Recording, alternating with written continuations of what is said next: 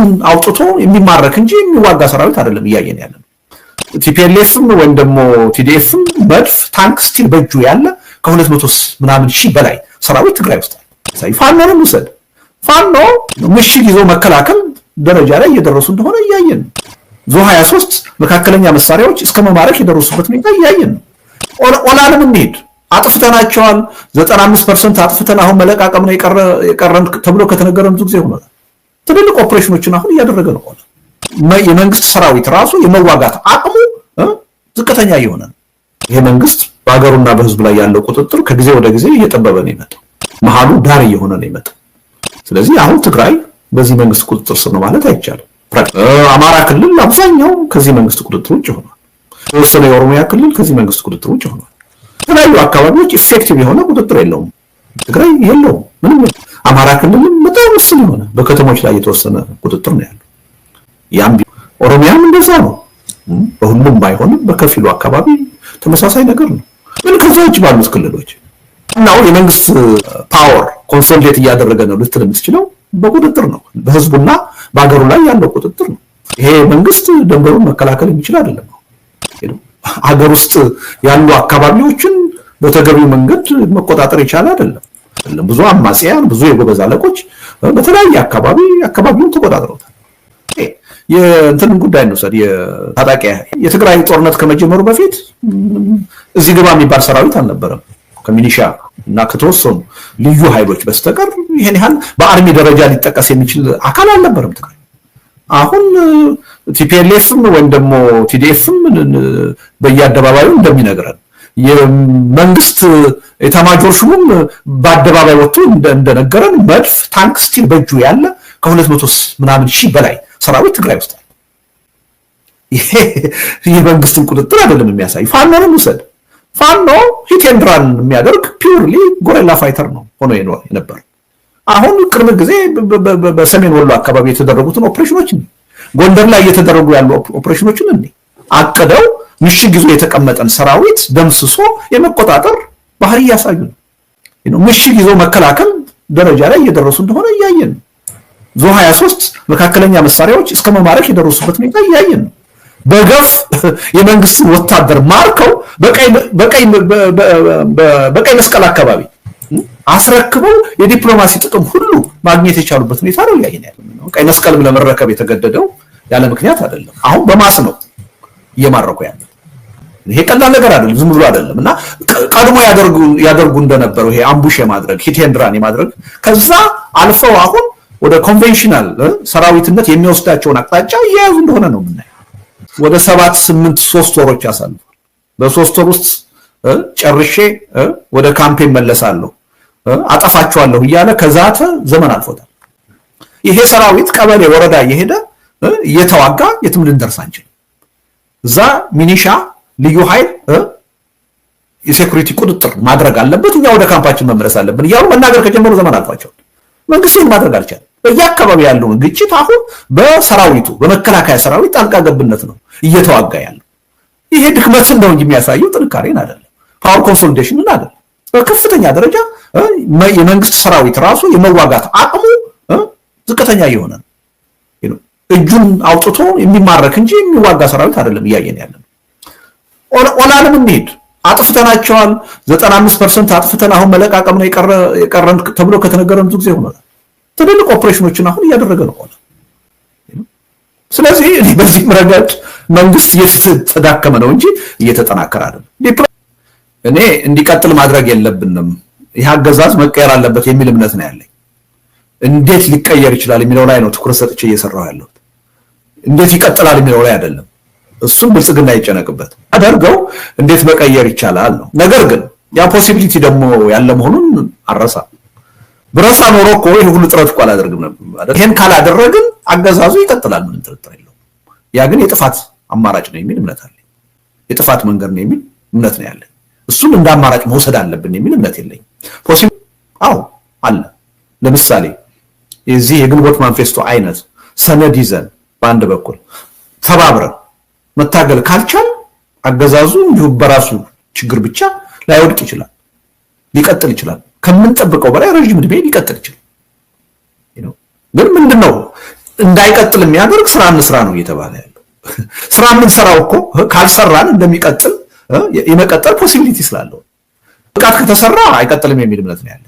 ለምሳሌ እነዚህን ሁለት ሰነዶች አይነት አካሄድ ተቃዋሚው ጎራ በብቃት ከሰራ አይቀጥልም የሚል እምነት አለኝ። የግንቦት ማንፌስቶ አይነት ዝርዝር የሆነ በቀደም ተከተል የተቀመጠ ያሉትን የፖለቲካ ቅራኔዎች፣ ችግሮች ግምት ውስጥ ያስገባ የትግል ማንፌስቶ ተቃዋሚው ይዞ ከታገለ በአጭር ጊዜ ለውጥ ይመጣል የሚል እምነት ነው ያለኝ። አት ዘ ሴም ታይም ደግሞ ሊያመጣ የሚችለው ለውጥ ደግሞ ከአሁኑ የተሻለ ለህዝብና ለሀገር በዘላቂነት የሚጠቅም መሆኑን ሊያሳይበት የሚችል ተጨባጭ የሆነ ዝርዝር የሆነ የሽግግር ሰነድ ካለው ለውጥ ይመጣል የሚል እምነት ነው ያለኝ። ስለዚህ ይቻላል፣ ለውጥም ይመጣል ብዬ ነው እየሰራሁ ያለሁት። ነገር ግን አይ ይቀጥላል የሚል ዝም ብሎ ሐሳብ ቢኖረኝ ምንም ይሄንን ማድረግ ትርጉም የለውም ማለት ነው። ስለዚህ ፖሲቢሊቲ ግን አለ። ከድክመቱ ከጥፋቱ ተምሮ ትግሉን በድርጅት ስብስብ በጠራ አጀንዳ መምራት እስካልቻለ ድረስ ሊቀጥል ይችላል። ደጋግሜ ተናግሬያለሁ። ይሄ አገዛዝ የጀመረውን ቤተመንግስት ጨርሶ ሊኖርበት ይችላል ይችላል። እኛ ከታገልን ግን እንዳይኖርበት ማድረግ እንችላለን። እዛም ሳይደርስ በህዝብ ትግል እንዲሸነፍ እንዲወርድ ማድረግ እንችላለን። ያን ማድረግ አለብን እንችላለንም የሚል እምነት አለኝ። ያ እምነትም ስላለኝ ነው እየታገልኩ ያለሁት። ስራችን ካልሰራን ግን የሚለወጥ ነገር የለም። እኔ ትሬንዱን ሳየው ከጊዜ ወደ ጊዜ እየተዳከመ የመጣ መንግስት ነው። የተለያዩ መስፈርቶችን አስቀምጠን ልንገመግመው እንችላለን። መንግስት ፓወር ኮንሶሊዴት አድርጓል ማለት የሚቻለው በሀገሩ ላይ በህዝቡ ላይ በሚኖረው ቁጥጥር ነው። ይሄ መንግስት በሀገሩና በህዝቡ ላይ ያለው ቁጥጥር ከጊዜ ወደ ጊዜ እየጠበበ ነው የመጣው። መሃሉ ዳር እየሆነ ነው የመጣው። ስለዚህ አሁን ትግራይ በዚህ መንግስት ቁጥጥር ስር ነው ማለት አይቻልም ፕራክቲካሊ። አማራ ክልል አብዛኛው ከዚህ መንግስት ቁጥጥር ውጭ ሆኗል። የተወሰነ የኦሮሚያ ክልል ከዚህ መንግስት ቁጥጥር ውጭ ሆኗል። በተለያዩ አካባቢዎች ኢፌክቲቭ የሆነ ቁጥጥር የለውም። በብዙዎቹ ክልሎች አስተዳደር ደረጃማ ትግራይም እኮ ጀነራል ታደሰ ወረደ የተሾመው በጠቅላይ ሚኒስትሩ ነው። በጀትም የሚመድበው ማዕከላዊ መንግስት ነው። ግን ሪሊ አሁን ኢፌክቲቭ የሆነ ቁጥጥር አለ ወይ ካልከኝ ትግራይ የለውም፣ ምንም የለውም። አማራ ክልልም በጣም ውስን የሆነ በከተሞች ላይ የተወሰነ ቁጥጥር ነው ያለው። ያም ቢሆን በብዙ ችግርና ድክመት ውስጥ ያለ ነው። ኦሮሚያም እንደዛ ነው። በሁሉም ባይሆንም በከፊሉ አካባቢ ተመሳሳይ ነገር ነው። የምን ከዛዎች ባሉት ክልሎች እንደው ያው አገሩ የስቴትሁድ የራሱ ካልቸር ስላለው እየተንገዳገጨ ይቀጥላል እንጂ አንዳንድ አካባቢዎች እኮ ደሞዝ መክፈል ሁሉ ያልቻለበት ሁኔታ ነው ያለው መንግስት። ስለዚህ ዋናው የመንግስት ፓወር ኮንሶሊዴት እያደረገ ነው ልትል የምትችለው በቁጥጥር ነው፣ በህዝቡና በአገሩ ላይ ያለው ቁጥጥር ነው። ይሄ መንግስት ድንበሩን መከላከል የሚችል አይደለም። ሀገር ውስጥ ያሉ አካባቢዎችን በተገቢው መንገድ መቆጣጠር የቻለ አይደለም። የሀገሪቱ ጠቅላይ ሚኒስትር ጎንደር ሄዱ ተብሎ፣ ባህር ዳር ሄዱ ተብሎ፣ ነቀምት ሄዱ ተብሎ፣ ጅማ ሄዱ ተብሎ እኮ ዜና ይሰራል። ብርቅ ነው። ምክንያቱም በጣም አስቸጋሪ ነገር ነው። በመንግስት ቁጥጥር ስር አይደለም። ብዙ አማጽያን፣ ብዙ የጎበዝ አለቆች በተለያየ አካባቢውን ተቆጣጥረውታል። ህግና ስርዓት የለም። መንግስት ሊኖረው የሚገባውን ሞኖፖሊ ኦፍ ፓወር አጥቷል፣ ወይም ቫዮለንስ። ኢትዮጵያ አንድ ወቅት አፍሪካን ወክላ ነበር እዛ መድረክ ላይ የምትገኝ። ሄደው እሳቸው እዛ ፎቶግራፍ መነሳታቸው ወይ መናገራቸው ኢትስ ኖት ቢግ ዲል ለኢትዮጵያ። ኢትዮጵያ የተባበሩት መንግስታት መስራች፣ የአፍሪካ ህብረት መስራች እና መቀመጫ የሆነች ሀገር ነች። ትልቅ የዲፕሎማሲ ታሪክ ያላት ሀገር ናት። አሁን ግን ጠቅላይ ሚኒስትሩ በስብሰባ እንዲገኙ ሲጋበዙ ራሱ እንደ ትልቅ ሰክሰስ የሚወራበት ሁኔታ ላይ ደርሰናል። ይሄ መንግስትን መዳከም ነው እንጂ መጠናከር አያሳይም። መልከት ኢኮኖሚው ከየት ወዴት ነው እየሄደ ያለው? ያው ጦርነቱ እየተስፋፋ እስከሄደ ድረስ፣ ሰላምና መረጋጋት ሀገሪቱ ውስጥ እስከጠፋ ድረስ ኢንቨስትመንት እንደሚጎዳ፣ ኢኮኖሚ እንደሚጎዳ ይሄ ሀሁ ነው፣ የታወቀ ነገር ነው። ዛሬ ኢትዮጵያ ውስጥ ቱሪዝም ከፍተኛ የሆነ አደጋ ውስጥ ነው። ትልቅ ገቢ ነው የነበረው። ኢንቨስትመንት በከፍተኛ ደረጃ ችግር ውስጥ ነው የወደቀው። ራንሰም የሚጠይቁ አፋኞች ህብረተሰቡን ከቦታ ቦታ በነፃነት ራሱ እንዳይንቀሳቀስ ያደረጉበት ሁኔታ ነው ያለው። ተራ ዜጎች እኮ በመኪና ከቦታ ቦታ መንቀሳቀስ የማይችሉበት ሁኔታ ነው የተፈጠረው። ገበሬ ሳይቀር ለሕክምና ለተለያየ መልኩ ወደ አዲስ አበባ ለመምጣት እኮ ጥሪቱን ሽጦ በአውሮፕላን የሚጓጓዝበት ሀገር ነው። ስለዚህ በኢኮኖሚውም ካየን ማህበራዊ ምስቅልቅሉን ቀላል አይደለም። የኑሮ ውድነቱን የፎሬን ከረንሲውን ችግር ከጎረቤቱ አገሮቻችን ጋር ያለንን ግንኙነት በሁሉም መስክ ካየን ይሄ መንግስት ከጊዜ ወደ ጊዜ ቁጥጥር እያጣ ተቀባይነት እያጣ ነው ይሄ በተቃራኒ መሄዱን ነው የሚያሳየው። ዶክተር አብይ ፓወር ኮንሶሊዴት አድርገዋል ሊባል ይችል የነበረው ጠንካራ የሆነ ፓርቲ መፍጠር ቢችሉ ነበር። ፓርቲውን አዳክመው አጥፍተው ራሳቸው ብቻ የሚቆጣጠሩት መንግስት መፍጠራቸው የድክመት ምልክት፣ የአደጋ ምልክት። አንድ ግዙፍ የሆነ ፓርቲ ሀገር ሲቆጣጠርና አንድ ግለሰብ ሲቆጣጠር ሊያስተናግድ የሚችለው አደጋ እኩል አይደለም። ያ ግለሰብ በሆነ አጋጣሚ ከስልጣን የሚወገድበት እድል ይኖራል። ግዙፍ የሆነ ፓርቲ ግን ሪዚስት የማድረግ እድል ይኖራል። አሁን እሳቸው የመንግስትን መዋቅር የፓርቲን መዋቅር እንዳልነበረ አድርገው ሁሉንም ነገር ብቻቸውን የተቆጣጠሩበት ሁኔታ ነው ያለው። ስለዚህ ይሄ የድክመት መገለጫ ነው እንጂ የጥንካሬ ምልክት አይደለም። ጥንካሬ የሚባለው ጠንካራ ፓርቲ ፈጥረህ ፓርቲ አለም ልል አልችልም። ያው ለስሙ አለ እንጂ ብልጽግና የሚባል አንድ ፓርቲ እኮ አለ የምትለው እኮ የመወሰን መብት ሲኖረው ህገ ደንቡን መሰረት አድርጎ ጉዳዮችን እየተነጋገረ ሲወስን ምንም ስልጣኑን መብቱን ለአንድ ግለሰብ አሳልፎ ሰጥቶ ቴሌቪዥን ስናይ በትልልቅ የፓርቲ ጉባኤዎች በፓርላማ መወሰን ያለባቸውን ነገሮች አንድ ጠቅላይ ሚኒስትር እንደልቡ እየወሰነ ሲናገር ነው የምንሰማው። የሁለትና የሶስት ሰው ሚና ያለው ፓርቲ አለ ማለት አይቻልም። አንድ ግለሰብ እንደፈለገ የሚፈልጠው የሚቆርጠው መብትና ስልጣኑን ለአንድ ግለሰብ አሳልፎ የሰጠ ፓርቲ ነው። ይሄን እንደ ፓርቲ ልንቆጥረው ማንችል። እርግጥ ነው በህግ የተመዘገበ ነው፣ ስሙ አለ፣ ቢሮ አለው። ግን የአንድ ግለሰብ ታዛዥ ነው የሆነው፣ የአንድ ግለሰብ መሳሪያ ነው የሆነው። ይሄ የድክመት መለኪያ ነው እንጂ የጥንካሬ መለኪያ አይደለም። አደጋውንም የበለጠ የቀረበ የሚያደርገው ይሄ መዋቅር አይደለም። አሁን አገሪቱን የተቆጣጠራል አንድ ግለሰብ ስልጣንና የኢኮኖሚ ጥቅም በማካፈል ነው ሰርቫይቭ ያደረጉት እና ይሄን እንደ ጥንካሬ አልለካውም፣ በተቃራኒው ነው የምለካው። ኦኬ የእንትን ጉዳይ ነው ሰድ የታጣቂ የትግራይ ጦርነት ከመጀመሩ በፊት እዚህ ግባ የሚባል ሰራዊት አልነበረም ከሚኒሻ እና ከተወሰኑ ልዩ ኃይሎች በስተቀር ይሄን ያህል በአርሚ ደረጃ ሊጠቀስ የሚችል አካል አልነበረም ትግራይ። አሁን ቲፒኤልኤፍም ወይም ደግሞ ቲዲኤፍም በየአደባባዩ እንደሚነግረን የመንግስት ኤታማዦር ሹሙም በአደባባይ ወጥቶ እንደነገረን መድፍ፣ ታንክ ስቲል በእጁ ያለ ከ200 ምናምን ሺህ በላይ ሰራዊት ትግራይ ውስጥ አለ። ይሄ የመንግስትን ቁጥጥር አይደለም የሚያሳይ። ፋኖንም ውሰድ። ፋኖ ሂት ኤንድ ራን የሚያደርግ ፒውርሊ ጎሬላ ፋይተር ነው ሆኖ የነበር።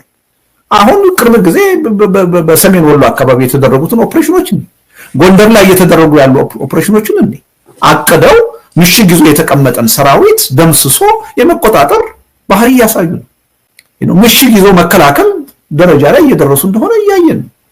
ዙ 23 መካከለኛ መሳሪያዎች እስከ መማረክ የደረሱበት ሁኔታ እያየን ነው። በገፍ የመንግስትን ወታደር ማርከው በቀይ መስቀል አካባቢ አስረክበው የዲፕሎማሲ ጥቅም ሁሉ ማግኘት የቻሉበት ሁኔታ ነው እያየን ያለው። ቀይ መስቀልም ለመረከብ የተገደደው ያለ ምክንያት አይደለም። አሁን በማስ ነው እየማረኩ ያለው።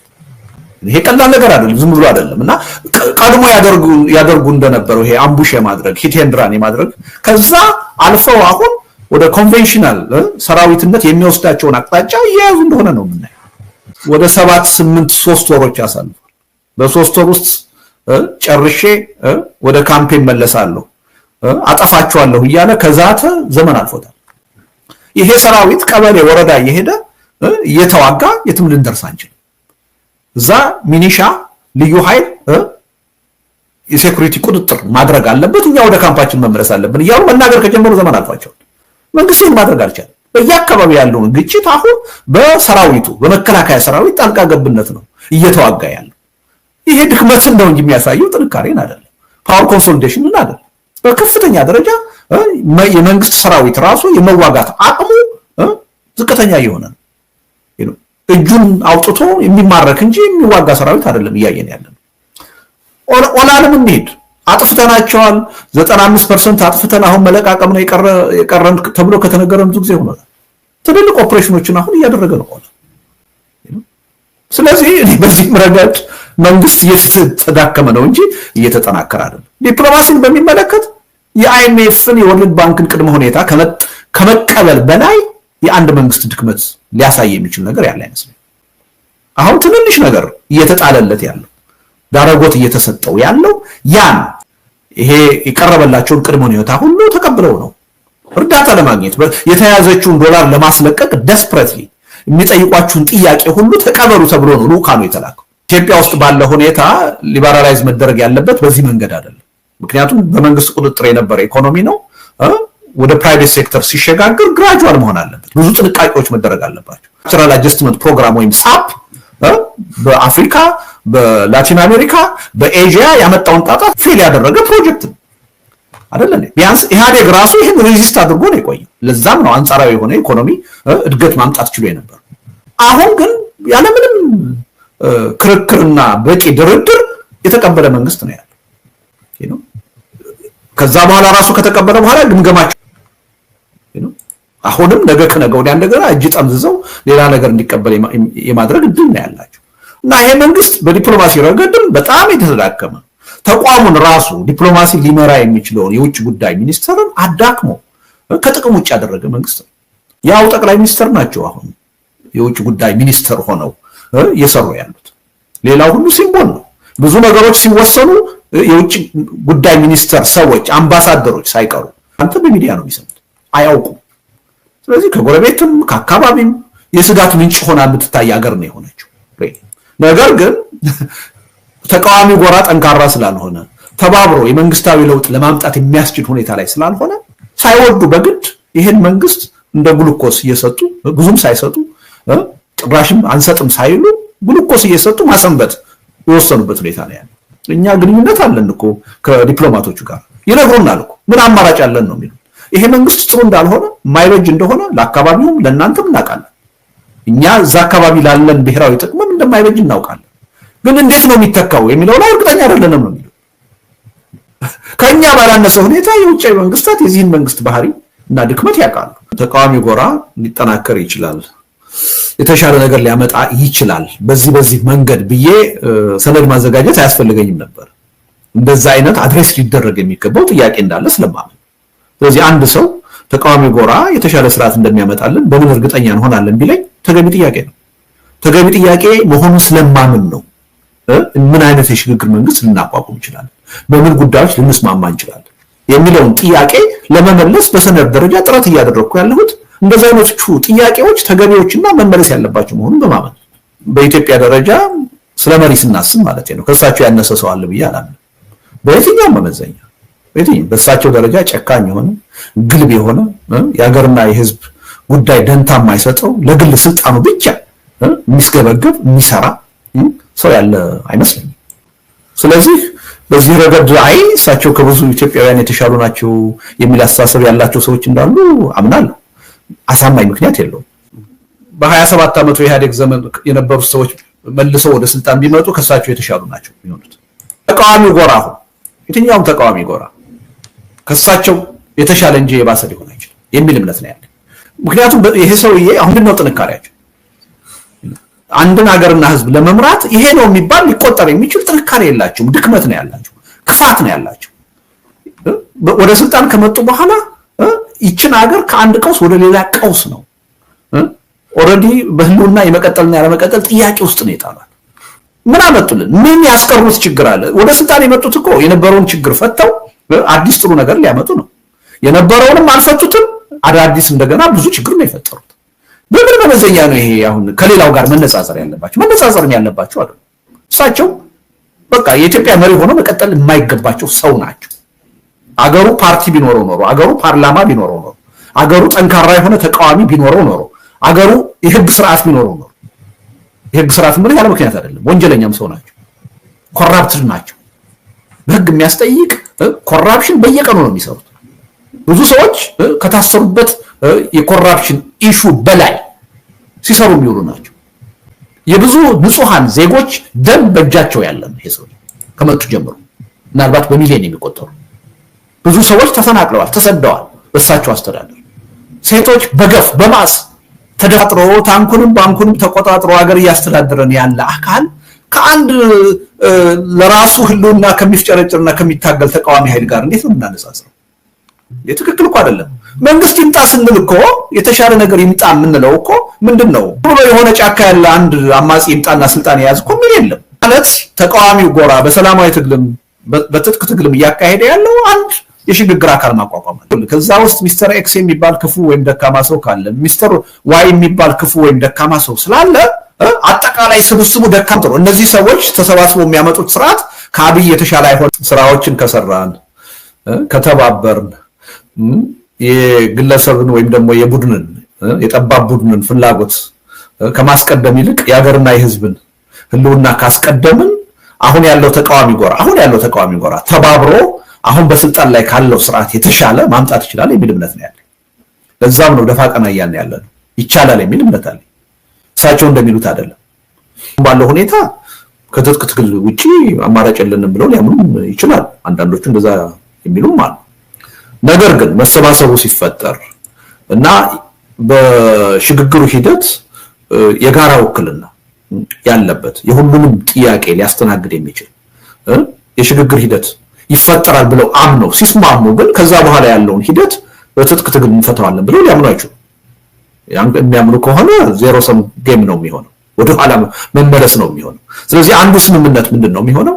እንዲህ አይነት የሽግግር ሂደት ከፈጠርን በኋላ በውስጣችን ያሉ በመካከላችን ያሉ ቅራኔዎችን የምንፈታው በሰላማዊ መንገድ ብቻ ነው፣ ወይ በድርድርና በውይይት ነው፣ ወይ በምርጫና በህዝበ ውሳኔ ብቻ ነው ብለው መስማማት አለባቸው ማለት ነው። ይሄ ማለት ዛሬ ይሄን ይስማማሉ ማለት አይደለም። ነገሮቹ በስለው የአይነቱ መተማመን ፈጥረው እንዲህ አይነት የሽግግር መንግስት ማቋቋም አለብን ሲሉ ያ የሽግግር መንግስት የሚኖረውን የችግር አፈታት ሂደት ነው የሚያሳየው እና ምንም ጥርጥር የለውም። ለምሳሌ ሽግግር መንግስቱ ከተቋቋመ በኋላ ችግራችንን በጠመንጃ ነው የምንፈታው የሚሉ ከሆነ ሽግግርም እኮ አያስፈልግም። አሁኑኑ ዝም ብለው በተናጠል ቀጥለው ለስልጣን መሮጥ ነው ያለባቸው። ያ ደግሞ እንደማያዋጣ ሁላችንም እያየን ነው። ስለዚህ ጊዜውን ማየት ያስፈልጋል። ያ ስምምነት እኮ በቃ የሽግግር መንግስት ማቋቋም አለብን፣ የጋራ ችግራችን በጋራ የሚፈታው በዚህ መንገድ ነው ብለን መስማማት ስንችል፣ አንድ ጊዜ ያን ከተስማማን በኋላ የሽግግር መንግስቱ ሲቋቋም ከመቋቋሙ በፊት አለ ሲቋቋም እና ከተቋቋመ በኋላ ግን ችግሮች የሚፈቱት በውይይትና በድርድር ብቻ ነው፣ በምርጫና በህዝባዊ ውሳኔ ነው። ከዛ ውጪ ለአንዴና ለመጨረሻ ጊዜ የኃይል አማራጭ መዘጋት አለበት የሚል ስምምነት መኖር አለበት። አለበለዚያማ የፈጠርከው ሽግግር እንደገና ወደ ሌላ ግጭትና ጦርነት ይገባል። ደረጃ ሲደረስ ይሄ ስምምነት መኖር አለበት። ሰላማዊ ትግል የሚያደርጉትን በራሳቸው መንገድ ይቀጥላሉ። የትጥቅ ትግል የሚያደርጉትን እኮ በራሳቸው መንገድ ይቀጥላሉ። አገዛዙ ሲወገድ ግን ወይም ከስልጣን ሲወርድ ወይም ሲሸነፍ ግን የጋራ የሆነ የሽግግር መንግስት መቋቋም አለበት። ከዛ ቀን ጀምሮ ችግሮች የሚፈቱት በውይይትና በድርድር በምርጫና በህዝበ ውሳኔ ብቻ፣ የጦርነት አዙሪት መቆም አለበት ብለው መስማማት አለበት። ያን ካልተስማሙ ዋጋ የለውም። ብልጽግና ፓርቲ አይ እስካሁን እኮ የሄድንበት መንገድ ትክክል አይደለም፣ በህገ ደንባችን መሰረት በህገ መንግስቱ መሰረት እየሰራን አይደለም፣ አንድ ግለሰብ በህገ ወጥ መንገድ ስልጣናችንን ኃላፊነታችንን ነጥቆናል፣ ይህን ሰውዬ የመረጥነው እኛ ነን፣ መዋቅራችንን ህገ ደንባችንን ተጠቅመን ከስልጣን ማውረድ አለብን ብሎ ቢያምን እንግዲህ ይሄን እምነት በፓርላማም ሊሆን ይችላል፣ በብልጽግና ፓርቲ ውስጥ ሊሆን ይችላል ብሎ አምኖ ይሄን ሰውዬ ከስልጣን አውርዶ ሌላ ሰው መርጦ እስካሁን ድረስ የመጣንበት መንገድ የትም አላደረሰንም። ችግሮች ከጊዜ ወደ ጊዜ እየተባባሱ ነው። ህዝቡን ለውጥ ይፈልጋል። ለውጥ ካልመጣ ደግሞ የሀገሪቱና የህዝቡ ህልውና አደጋ ውስጥ ነው። ስለዚህ አዲስ የሽግግር ሂደት እንዲፈጠር እንፈልጋለን። ኑ እንነጋገር ቢል የዛ የመፍትሄ አካል መሆን አለበት። ስለዚህ በሚቋቋመው የሽግግር መንግስት እንደ አንድ ተደራዳሪ ተደራድሮ የራሱ ውክልና ያስፈልገዋል የሚል እምነት አለ። ይሄ ግን መሆን የሚገባው አሁን ተጨማሪ መስዋዕትነት ከመከፈሉ ነገሮች ከቁጥጥር ውጪ ከመሄዳቸው ራሱ ብልጽግናም እንደ ብልጽግና ከመሸነፉ በፊት መሆን አለበት። ይሄን አልቀበልም ብሎ ኃላፊነቱን ሳይወጣ በህዝቡ ህዝባዊ እምቢተኝነት ወይም በትጥቅ ትግል ከተሸነፈ በኋላ ግን የሽግግር መንግስቱ አካል መሆን አለበት የሚል እምነት የለኝም። እድሉን ሞክሯል። የህዝቡን ጥያቄ አልቀበልም ብሎ በኃይል አፍናለሁ ብሎ እስከ መጨረሻው ድረስ ቀጥሏል። በዛ ምክንያት የሀገር ኢኮኖሚ ወድሟል። የብዙ ንጹሃን ዜጎች ህይወት አልፏል። ተጠያቂ ነው መሆን ያለበት፣ የመፍትሄው አካል መሆን አለበት የሚል እምነት የለኝም። ላይ ተጠያቂነት የሽግግሩ አካልም ሳትሆን ተጠያቂነት ሊኖር ይችላል። ተሸናፊ የሽግግሩ አካልም ሆነ ተጠያቂነት አይቀርም። በተቃዋሚ ጎራ ውስጥ ያለን ሰዎች ከአሁን በፊት በነበረው የትግል ሂደት ወደፊትም በሚኖረው የፈጸምናቸው ወንጀሎች ካሉ መጠየቅ አለብን። ግን የሽግግር መንግስቱ አካል እንሆናለን። ኢቭን ብልጽግና ፓርቲ አሁን ላይ ጠቅላይ ሚኒስትሩን አስወግዶ የመፍትሄው አካል እሆናለሁ ካለ የሽግግር መንግስቱ አካል መሆን አለበት። እዛ ውስጥ ያሉ ባለስልጣናት ግን የሰሯቸው ወንጀሎች ተጠያቂነት የሚቀር አይደለም። በሽግግሩ ወቅት በሚካሄድ የሽግግር ጊዜ ፍትህ ማናችንም ተጠያቂ መሆን አለበት። ፓርቲ ሳይመሽበት ማለት ነው። ሳይመሽበት አገሪቱን እያስተዳደረ እንዳልሆነ ህዝብ የሰጠውን አደራ እየተወጣ እንዳልሆነ ተገንዝቦ ስልጣኑን ኃላፊነቱን በአንድ ግለሰብ ያስነጠቀ መሆኑን አምኖ ተቀብሎ እርምጃ ወስዶ የመፍትሄው አካል የሚሆን ከሆነ የሽግግር አካል መሆን አለበት የሚል እምነት ነው ያለው። ይሄን ካልተቀበለ እስከ መጨረሻው ድረስ በጉልበት አሸንፌ ይቀጥላለሁ ካለ መብቱን ስልጣኑን በአንድ ግለሰብ አስቀምጦ የሚቀጥል ከሆነ ግን ትግሉ እሱ ላይ ነው የሚሆነው። ተሸናፊ ከሆነ በኋላ በፍትህ የሚዳኝ ነው የሚሆነው። ተጠያቂ የደርግ በ83 ዓመተ ምህረት ኢሰፓ ማለት ነው የሽግግር መንግስቱ አካል አለመሆኑ ተገቢ ነው ብዬ ነው ማለት። ምክንያቱም እድሉን አልተጠቀመም። እስከ መጨረሻው ድረስ አገሪቱን በጦርነት ውስጥ ነው ያስቀጠለው። ተሸናፊ ነው የሆነው። ስለዚህ እሱ የሽግግር መንግስት አባል አለመሆኑ ከዛ በኋላ ግን የኢሰፓ አባል የነበሩ ሰዎች ከፖለቲካ ተገልለው መቀጠል አለባቸው ብዬ አላምንም። ኢሰፓም በሚሊዮን የሚቆጠሩ ደጋፊዎች አባላት ነው የነበሩት። ኢትዮጵያ ውስጥ ደግሞ አባልና ደጋፊ የምትሆነው ነሰሰርሊ በሪዮት ዓለሙ ስላመንክበት አይደለም። የእንጀራም ጉዳይ ነው፣ የስራም ጉዳይ ነው፣ የህልውናም ጉዳይ ነው። ስለዚህ አንደኛ እሱ ነው። ስለዚህ የኢሰፓ አመራር አባላት ተጠያቂ ነው መሆን የነበረባቸው። ፍርድ ቤት መቅረባቸው ትክክል ነው፣ መዳኘታቸው ትክክል ነው እንጂ የሽግግር መንግስቱ አካል መሆን አልነበረባቸው። ነገር ለራንክ ኤንድ ፋይል ግን በቃ አንድ ጊዜ ያን ፎርም ሞልቶ ኢሰፓ ነበረና ከፖለቲካ ይገለል ልትላስችል ትክክል አይደለም። ግን በቀጥታ የአመራርነት ሚና የነበራቸው ወንጀል እንዲፈጸም ሚና የነበራቸው ሰዎች ግን መጠየቅ አለባቸው። ውሳኔ ይወስኑ የነበሩ ሰዎች አሁንም ለብልጽግና ተመሳሳይ ነገር ነው የሚከተለው። ነገ እስከ መጨረሻው ድረስ ተዋግቶ ከተሸነፈ ብልጽግና የአዲሱ የሽግግር መንግስት አካል መሆን አለበት የሚል እምነት የለኝም። ነገር ግን ደግሞ የብልጽግና 12-13 ሚሊዮን አባል ተጠያቂ መሆን አለበት የሚል እምነት የለኝም።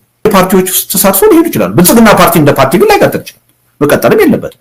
ወንጀለኛ ፓርቲ ምንም ጥርጥር የለው። ዜጎ እንትኖቹን ግን አባላቶቹ ራንክ ኤንድ ፋይሉ ግን በሚሊዮን የሚቆጠር ከፖለቲካ ውጭ አድርገህ መቀጠል ተገቢ አይደለም። አንድ ይሄ ነው። ሁለተኛ ከሰራዊቱ ጋር አያይዘው ነገር ነው። ድሮ 83 ዓመተ ምህረት የደርግ ሰራዊት ተብሎ የኢትዮጵያ ሰራዊት መበተኑም ትክክል አይደለም። አሁንም ቢሆን አዲስ የሽግግር መንግስት ቢቋቋም በወንጀል ያልተሳተፉ የመከላከያ ሚኒስትር አባላት መቀጠል አለባቸው በስራቸው የሚል እምነት ነው ያለና ሰራዊቱን ከፓርቲው ጋር ለይተን ማየት አለብን ማለት ነው። ዋናው ተጠያቂ ፓርቲው ነው። ግን ወንጀል መሳተፋቸው ከተረጋገጠባቸው ውጪ አሁን ያለው የመከላከያ ሰራዊት አባላት የሚቀጥሉበት ሁኔታ ይመቻቻል ነው የሚለው ተጽፎ አሁን በውጊያ ላይ ያሉ የአማጺ ኃይሎች ሰራዊቶች የሚያበቃ ስራ ተሰርቶ የሽግግር መንግስቱም ሰራዊት ሆነው እንዲቀጥሉ በወንጀል ተጠያቂ የማይሆኑ አሁን ያለው መከላከያ ሚኒስትር አባላትም የዛ የመከላከያ ኃይል አባል ሆነው እንዲቀጥሉ ይደረጋል። በወንጀል የማይጠየቁ ይሄን ተራ ወታደር ሆኖ ቀጥተኛ የሆነ ወንጀል የፈጸመ ካለ ተጠያቂ ነው የሚሆነው።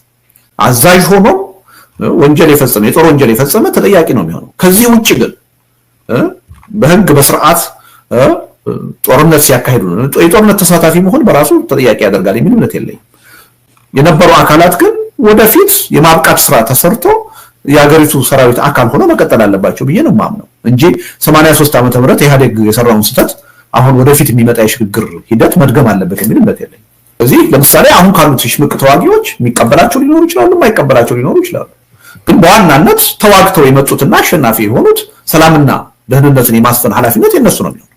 ነገር ግን ደግሞ አሁን ያለው ሰራዊት ደግሞ የሀገሪቱ ሰራዊት ብዙ ወንጀል እንዲሳተፍ ቢደረግም ከህዝቡ ጋር እንዲቃረን ቢደረግም አገዛዙ ያላግባብ ቢጠቀምበትም የሀገሪቱ ሰራዊት መሆኑን የሚቀይረው ነገር የለም። እዛም ላይ ደግሞ ተገቢ የሆነ ማጣራት ተካሂዶ ተገቢ የሆነ ማብቃት ተካሂዶ የተወሰነው የሰራዊቱ አባል የሚቀጥልበት ሁኔታ መኖር አለበት የሚል ነው። ይህን ስራ የሚሰራ ግን አንድ ኮሚሽን አለ። ዝርዝሩን ለሱ ነው መተው ያለ።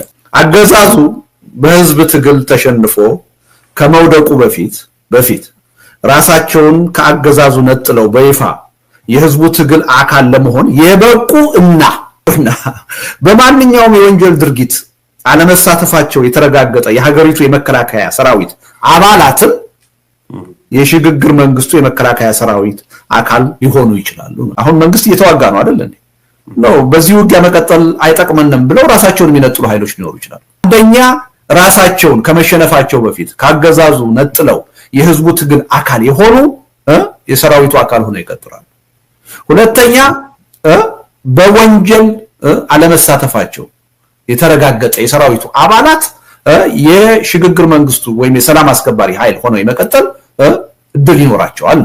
ለምሳሌ በድርድር በውይይት አንድን አጀንዳ መስማማት አቃተን አይደል እንዴ?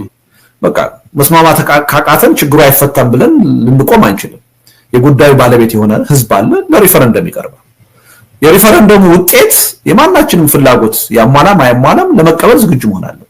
በዚህ ላይ አስቀድመን መስማማት አለበት። አይ የኔን ሐሳብ ሪፈረንደሙ አላንጸባረቀምና አልተቀበለምና እንደገና ጠበንጃ አነሳለሁ ማለት አትችልም።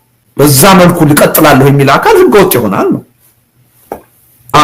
አሁን እንደውም እውነቱን ለመናገር ከህዝቡ ቀድሞ ማነው ከተቃዋሚዎቹ ኃይሎች ቀድሞ ህብረተሰቡ ወደ ህዝባዊ እምቢተኝነት የሚሄድ አዝማሚያ እያሳየ ነው፣ ምልክቶች እያሳየ ነው። ይሄ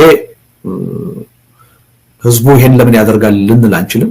ይሄን ማድረጉ መደነቅ አለበት፣ መመስገን አለበት፣ የበለጠ ተጠናክሮ መቀጠል አለበት። ነገር ግን የተቃዋሚ ፓርቲዎች ከህብረተሰቡ መዘግየት የለባቸው። እነሱ እንደውም የመሪነት ሚና ነው የሚኖራቸው፣ አቅጣጫ የማስያዝ ሚና ነው የሚኖራቸው። ይሄን ሚናቸውን በብቃት ተዘጋጅተው መጨበጥ አለባቸው። ከዚህ በኋላ የሚካሄደው የሰላማዊ ህዝባዊ እምቢተኝነት በጠራ የአጀንዳ ዝግጅት በድርጅቶች ትብብር የሚመራ መሆን አለበት። በተበታተነ ሁኔታና በስሜት የሚመራ መሆን የለበትም። ከዚህ ረገድ የሚቀሩ ብዙ ጉዳዮች አሉ። ግን ደግሞ በጣም አበረታች የሆኑ ደግሞ መስመር ውስጥ ደግሞ የምናያቸው ነገሮች አሉ። አሁን ተቃዋሚው ጎራ ወደ ህብረት የመፍጠር እንቅስቃሴ እየገባ ነው። ይሄ አንድ ትልቅ ግብዓት ሆኖ የሚያገለግል ነው። በሰላማዊ ትግልም ለውጥ መምጣት ይችላል የሚለው አስተሳሰብ ከጊዜ ወደ ጊዜ እየተጠናከረ እየሰፋ መጥቷል። ይሄ ቀላል ነገር አይደለም። አሁን ውጭ ሀገር ያሉ የፖለቲካ ኃይሎች መሰባሰብ ጀምረዋል፣ አብረው መስራት ጀምረዋል። ሀገር ቤት ያሉ በዋናነት ህዝባዊ እምቢተኝነቱን ሊመሩ የሚችሉት ተቃዋሚ ፓርቲዎች መሰባሰብ ጀምረዋል። 6 ድርጅቶች አንድ ህብረት አቋቁመዋል። አገዛዙ በዚህ ተደናግጦ እርምጃዎችን መውሰድ እየጀመረ ነው። እናት ፓርቲን አሁን ከዛ ስብስብ ለማውጣት ጥረት እየተደረገ ነው። ከዛም አልፎ ወደ ተግባራዊ እንቅስቃሴ የመግባት ሁኔታ እያየን ነው። ኢህአፓ አንድ ትልቅ ህዝባዊ ስብሰባ ለመጥራት እየተዘጋጀ ተነሳሽነት እየመጣ ነው። የተለያዩ አካባቢዎች የመብት ጥያቄ እያነሱ ነው። ስንሰለፍ በጥይት እንገደላለን፣ እንታሰራለን፣ ከስራ እንባረራለን ከሚለው ፍርሃት ወጥተው በመንግስት ላይ ተቃውሞ ማሰማት ማመጽ እየጀመሩ እና ሪሊ ከዚህ ፔስ ጋራ የሚመጣጠን ሂደት ውስጥ ተቃዋሚውን አለ ወይ ብትለኝ ገና ነው። ተቃዋሚው ዘግይቷል። ስለዚህ መዘግየቱ አደጋ እንዳለው ተገንዝቦ ከህብረተሰቡ ፍጥነት በላይ ተቃዋሚ ጎራ መፍጠን አለበት። በአስቸኳይ ስብስብ ወደ መፍጠር መሄድ አለበት። በአስቸኳይ የጋራ አጀንዳ ወደ መቀመር መሄድ አለበት። ከዛ የህዝባዊ እምቢተኝነቱን የመምራት ሚናውን መወጣት አለበት የሚል እምነት አለ እና በዚህ ረገድ ለውጦች አሉ። ለውጦቹ ግን ገና ናቸው፣ በቂ አይደሉም። ግን የሚያበረታቱ ነገሮች አሉ እና አሁን የኢህአፓ እንቅስቃሴ በጣም ጥሩ ጅምር ነው። እስካሁን ድረስ ጋዜጣዊ መግለጫ እንኳን ያልሰጡበት ሲከለከሉ ቤታቸው የሚቀመጡበት ሁኔታ ነው ያለው። አሁን ኢህአፓ ማድረግ አለብኝ ብሎ ተነስቷል። እኔ እንደው በዚህ አጋጣሚ አንደኛ አገር ቤት ያሉ ተቃዋሚ ፓርቲዎች የኢህአፓን እንቅስቃሴ ደግፈው መቆም አለባቸው። አብረው እንደውም ስብሰባውን የማካሄድ ሚና መውሰድ አለባቸው የሚል እምነት አለ። ህብረተሰቡ ደግሞ በሰላም የሚያምኑ የፖለቲካ ድርጅቶች እንደዚህ አይነት ህዝባዊ ተሳትፎ የሚያስፈልገው ስብሰባ፣ ሰልፍ ሲጠሩ ህዝቡ በይፋ ወጥቶ መሳተፍ አለበት። ቤቱ ቁጭ ብሎ ለውጥ ሊመጣ ይችላል። እንዲህ አይነት ተነሳሽነቶች እየመጡ እነዚህን ተነሳሽነቶች የበለጠ ማጠናከር ያስፈልጋል፣ ማበረታታት ያስፈልጋል። ወደ ተደራጀ ወደ ተጠና እንቅስቃሴ መውሰድ ያስፈልጋል። ምክንያቱም ከዚህ በኋላ የምናካሄደው ሰላማዊ እምቢተኝነት በከፍተኛ ጥንቃቄ በከፍተኛ ዝግጅት መመራት ያለበት፣ ብዙ ዋጋ የማያስከፍለን መሆን አለበት። የሚያመጣው ለውጥ ደግሞ አስተማማኝ መሆን አለበት። ለዛ የሚያበቃ ዝግጅትና ጥንቃቄ ያስፈልገዋል እና ሪሊ ለውጦች አሉ፣ አበረታች ሆኑ። በሚፈለገው መጠን ግን መተዋል የሚል እምነት የለኝም። ብዙ ስራ ይቀራል የሚል እምነት ነው ያለው። በዋናነት ደግሞ ድክመቱ ያለው ተቃዋሚ ጎራ ላይ። ስለዚህ አገር ውስጥም የተጀመሩት የጋራ እንቅስቃሴዎች ተጠናክረው ወደ ላቀ ደረጃ ላይ መድረስ አለባቸው። በውጭም የጀመርናቸው የመሰባሰብ እንቅስቃሴዎች ተጠናክረው አንድ የላቀ ደረጃ ላይ መድረስ አለባቸው የሚል እምነት አለ። ስለዚህ በዚህ ላይ ነው ያለ ነው። አበረታች ነገሮች አሉ፣ ግን ደግሞ በብቃት ያልተሰሩ ገና የሚቀሩን ብዙ ነገሮች አሉ።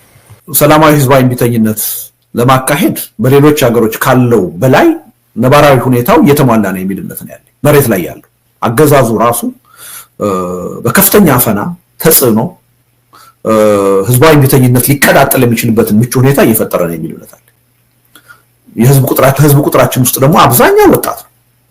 አሁን ያለው ወጣት ደግሞ በስፋት የቴክኖሎጂ ተጠቃሚ ነው፣ ለኢንፎርሜሽን ቅርበት ያለው ስማርትፎን ያለው። ስለዚህ ህዝባዊ እምቢተኝነትን በኢትዮጵያ ለማቀጣጠል በቂ የሆነ ነባራዊ ሁኔታ እየተፈጠረ ነው የሚል እምነት አለ። ግን ይሄ ሁሉ በእያንዳንዳችን ተሳትፎ የሚወሰን ነው። ስለዚህ ሁልጊዜ በተባበረ መልኩ ለመታገል መወሰን መቻል አለብን። በሚካሄደው ትግል ውጤቱን ከሌሎች መጠበቅ ሳይሆን እኔ ማዋጣት አለብኝ፣ እኔ መሳተፍ አለብኝ። እኔ ጉልበት ካላዋጣሁ፣ ገንዘብ ካላዋጣሁ፣ ጊዜ ካላዋጣሁ፣ ዕውቀት ካላዋጣሁ፣ የሚፈለገውን መስዋዕትነት መክፈል ካልቻልኩ ለውጥ አይመጣም የሚል አስተሳሰብ መኖር አለበት። በጋራ ትግል በጋራ መስዋዕትነት ነው ለውጥ የሚመጣው የሚል አስተሳሰብ መዳበር አለበት በአንድ በኩል። በሌላ በኩል ደግሞ ይሄን ትግል መስመር አስይዞ በተጠና አጀንዳ በተሰባሰበ ሁኔታ ለመምራት የሚያስችል ሁኔታ ደግሞ ተቃዋሚ ፓርቲ መፍጠር አለበት። ሁለቱ ተመጋጋቢ ናቸው። አንደኛው ብቻውን የሆነ ደረጃ ላይ ቢደርስ የትም አያደርስም። ተቃዋሚዎችም መስራት ያለባቸውን የቤት ስራ ሰርተው ሲገኙ፣ በህብረተሰቡም ዘንድ ደግሞ ወጣቱ ትውልድ የሚጠየቀውን ዋጋ ለመክፈል ተሳትፎ ለማድረግ ዝግጁ ሆኖ ሲገኝ ነው ውጤቱ በአስተማማኝ ደረጃ ሊመጣ የሚችለው እና አበረታች ነገሮች አሉ። እነዚህን ነገሮች በንቃት መከታተል ያስፈልጋል፣ በንቃት መደገፍ ያስፈልጋል። እኔ እንደ አንድ መነሻ ያለው አሁን ኢህአፓዎች እየወሰዱ ያለው እንቅስቃሴ በጣም አበረታች ነው። ዝም ብለው ስለተመዘገቡና መግለጫ ስላወጡ ብቻ ፓርቲዎች ትግሉን የትም ሊያደርሱት አይችሉም። ህዝባዊ ስብሰባ ጠርተዋል። አሁን ይሄ ህዝባዊ ስብሰባ መሳካት አለበት። ማስታወቅ ነው ያለባቸው፣ ፍቃድ መጠየቅ አይደለም ያለባቸው። መንግስት ፍቃድ ከከለከለ ህገወጥ ነው፣ ህገ መንግስቱን ጥሷል ማለት ነው።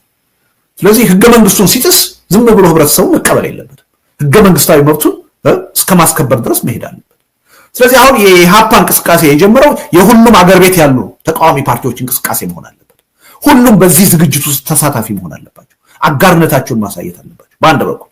በሌላ በኩል ደግሞ ህዝቡ ቤቴ ተቀምጬ ለውጥ ላመጣ አልችልም፣ በዚህ ደረጃ እንቅስቃሴ የሚያደርጉ ተቃዋሚዎችን መደገፍ አለብን በተግባር ብሎ ያለ ፍርሃት ወጥቶ መደገፍ አለበት።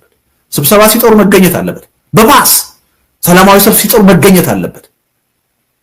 ይህን ከተደረገ በአጭር ጊዜ ለውጥ ይመጣል የሚል እምነት ነው ያለ። በእኔ እምነት እነዚህን ሁለት ስራዎች በአግባቡ ከሰራን የህዝባዊ እምቢተኝነቱ አንዳንድ ሀገሮች ላይ እንደታይ ዝም ብሎ በሐሳብ የሚቀመጥ ነገር አለ። አንዳንድ ሀገሮች ላይ እንደታየው በሁለት ሳምንትም በአንድ ሳምንትም በሶስት ሳምንትም ለውጡ ሊመጣ ይችላል። 6 ሳምንትም ላይ ያስፈልግ ይችላል። ግን የኛ ሀገር ነባራዊ ሁኔታ በብዙ ነገሮች ከሌሎች ሀገሮች ደግሞ የተለየበት ባህሪ ስላለው 6 ሳምንት ከበቂ በላይ ይመስላል። ያ ነገር ግን ሊመጣ የሚችለው ዝም ብሎ ከዛሬ ጀምሮ ቀን በመቁጠር አይደለም፣ ዝግጅቶችን በበቂ ሁኔታ በማካሄድ ነው። እነዛ 11 ቅድመ ሁኔታዎች አስቀድሞ እንዲሟሉ የሚያስፈልገውን ስራ በመስራት ያ ከተሰራ በኋላ የሰላማዊ ህዝባዊ እምቢተኝነቱ በይፋ ከታወጀ በኋላ በቂ የሆነ የስነ ልቦና ዝግጅት ከተደረገ በኋላ ወደ ተግባራዊ እንቅስቃሴው ከተገባ በኋላ ግን 45 ቀን ከበቂ በላይ ነው የሚል እምነት ነው ያለ። ስለዚህ ሁሉም ህብረተሰብ በይቻላል ስሜት አሁን እያደረግን ያለውን እንቅስቃሴ ውጭ ሀገርም ያለን ኃይሎች አገር ውስጥም ያለን ኃይሎች በንቃት መከታተልና በተግባር መደገፍ አለበት፣ ማበረታታት አለበት፣ ጉልበት ማዋጣት አለበት፣ ገንዘብ፣ ዕውቀት፣ ጊዜ ማዋጣት አለበት። የሚጠይቀውን መስዋዕትነት ለመክፈል ዝግጁ መሆን አለበት። ውጤት ድል በሌሎች መስዋዕትነት በሌሎች ዋጋ ብቻ አይደለም የሚመጣው፣ ራስ ልትከፍለው መዘጋጀት መቻል አለበት። አንድ ትውልድ ደግሞ የበቃ ትውልድ ነው የሚባለው ይህን ማድረግ ሲችል እና እኔ በዚህ ረገድ የስነ ልቦና ዝግጅት ያስፈልገናል። ተቃዋሚዎች በጣም ዘግይተናል። መስራት ያለብንን ነገር በጊዜ የለኝም ስሜት መስራት አለብን ሌት ተቀን። ህብረተሰቡ ማገዝ ያለበትን ነገር በስፋት ማካሄድ አለበት። ይሄ ከሆነ ተጨባጭ የሆነ ለውጥ ይመጣል የሚል እምነት አለ። ቁጭ ብለን በማየት ግን የሚመጣ ለውጥ የለም አይችልም። ቁጭ ካል ለውጥ በራሱ መንገድ ይመጣል ብለን የምናስብ ከሆነ ይህ አገዛዝ ከምንጠብቀው በላይ ለብዙ ዓመታት በስልጣን ላይ ሊቀጥል ይችላል። ወይም ደግሞ ይሄ አገዛዝ ደግሞ ከቀጠለ ነገሮች ከቁጥጥራችን ውጭ ወጥተው መንግስት የለሽ ሁኔታ ሊፈጠር ይችላል። የባሰ እየተላለቁ የመፈራረስ አደጋ ውስጥ እንገባለን የሚል ስጋት አለ። ያ እንዳይሆን ከተፈለገ ተቃዋሚው ጎራ ህዝቡ ከየበኩላቸው የሚያስፈልገውን ኃላፊነት ተወጥተው ጠንካራ የሆነ ሰላማዊ ህዝባዊ እምቢተኝነት በአጭር ጊዜ ኢትዮጵያ ውስጥ መጀመር አለበት፣ ለውጤት መብቃት አለበት የሚል እምነት አለ። ይሄ ደግሞ ይቻላል የሚል እምነት አለ የሚለውን ሐሳብ የሚያጠናክሩ ናቸው፣ የሚያሳዩ ናቸው። አይ ይሄ ጉድለት አለበት፣ ይሄ እኮ አይቻልም፣ ከነባራዊ ሁኔታው ጋር የሚቃረን ነው፣ አያስኬድም የሚባል ሐሳብ ካለ ለውይይት ክፍት ነው፣ ለመሻሻል ክፍት ነው። ስለዚህ ሪሊ ይሄ በግለሰብ ደረጃ ብቻ መሆን ያለበት ጉዳይ አይደለም። ተቃዋሚው ጎራ በተለይ እነዚህ ሁለት ሰነዶች ያስፈልጉት፣ አንድ ትግሉን እንዴት ነው የምናሸንፈው የሚለውን ጥያቄ በብቃት የሚመልስ አንድ ሰነድ ያስፈልጋል። ቀጥሎ ደግሞ ካሸነፍን በኋላ ምን አይነት የሽግግር መንግስት ነው የምናቋቁመው የሚለውን ጥያቄ በብቃት የሚመልስ አንድ ሰነድ ያስፈልጋል። ያን ሰነድ ከዜሮ ተነስቶ ሊሰራው ይችላል። እኛ እያቀረብነው ካለው የኔ አይነት ሰዎች ከምናቀርበው ሐሳብ በመነሻነት ተነስቶ ሊያደርገው ይችላል። ያ የተቃዋሚ ጎራ ምርጫ ግን ያስፈልገዋል። እኔ የምሰራው ስራ ለዛ ያግዛል የሚል እምነት አለ። አንድ አቅጣጫ ያሳያል የሚል እምነት አለ። ግን ይሄ የግለሰብ ሚና አይደለም መሆን ያለበት፣ በድርጅቶች ደረጃ መሰራት ያለበት ነገር። ይሄን አውቀው የፖለቲካ ድርጅቶቹ በተሎ በእነዚህ ሁለት አጀንዳዎች ላይ ሰፊ የሆነ ውይይት አድርገው የሰነዶቹ ባለቤት መሆን አለባቸው። የራሳችን የሚሉት ያመኑበት የተስማሙበት ሰነድ መጨበጥ አለባቸው። እሱን ይዘን ነው ወደ ተግባራዊ እንቅስቃሴ መግባት ያለብን የሚል እምነት አለ።